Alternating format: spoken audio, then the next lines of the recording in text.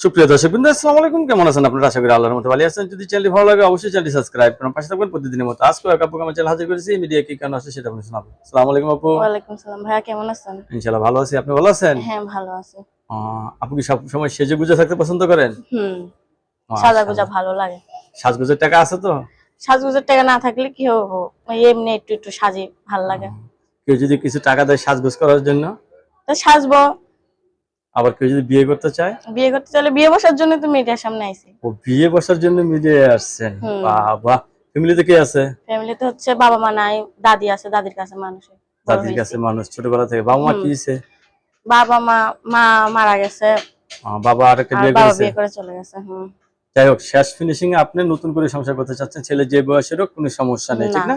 না। দর্শক, একদম সরল সোজা একটা মেয়ে মানুষ, আপনার সাথে কথা বলতে পারবেন। আপু, সবাই আপনাকে ফোন দিবে, কারোর সাথে খারাপ ব্যবহার করবেন না, ঠিক আছে?